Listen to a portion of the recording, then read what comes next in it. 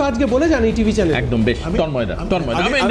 আমি একটা কথা বলি যে কৌশিক বলেছে যে নির্বাচন কমিশনের কাছে জিজ্ঞাসা করছেন, তো নির্বাচন কমিশনের কেউ এখানে নেই, তবে বিভিন্ন সময় নির্বাচন কমিশন যে উত্তর দিয়েছে সেইটা আমি বলে দিচ্ছি যে কি উত্তর দিয়েছে।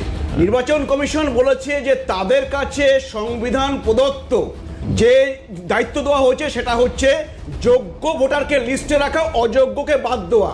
তাদের কাছে এইটা বলা হয়নি সংবিধান থেকে যে তুমি হচ্ছে বা তোমার দায়িত্ব হচ্ছে বাংলাদেশে অনুপ্রবেশকারী বা রোহিঙ্গা খুঁজে খুঁজে বার করে তাদেরকে হচ্ছে আলাদা করে স্ট্যাম্প দেওয়া। কিন্তু এটা তো মানবেন আপনাদের দলনেতা বারবার বলেছেন, তাহলে শুভেন্দু অধিকারী বললেন কি করে?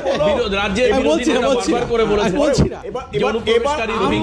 আমরা জানি অনুপ্রবেশ হয়েছে এবং অনুপ্রবেশকারীরা বাদ যাবে এবং সেটা নির্বাচন কমিশনের সেই দায়িত্ব নেই, সেটা আমি তাই বলে জানি। এবার দ্বিতীয়ত বলছি, দেখো দেবাশিস, তুমি যেটা বললে আমাদের রাজ্যে এখন যে পরিযায়ী শ্রমিকের যে সমস্যা, যে 60 লক্ষ বন্ধুর পরিযায়ী শ্রমিক, এর মূল কারণ কিন্তু এই অনুপ্রবেশ।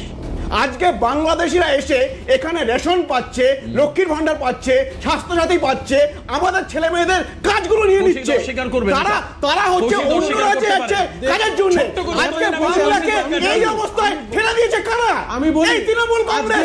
আজকে বাংলাকে এই অবস্থায় ঠেলে দিয়েছে বিজেপির কেন্দ্রীয় সরকার টাকাটা না দিয়ে। আজকে হাকিমপুরে বলছে মাহবুবেরা আমরা লক্ষ্মীর ভান্ডার পাই, তৃণমূলকে ভোট দেই।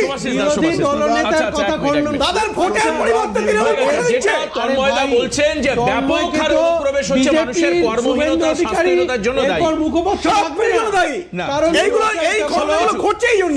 এই যে অধিকারী তো বলছে বাংলাদেশে আর কথা ধরবে। আমরা এখন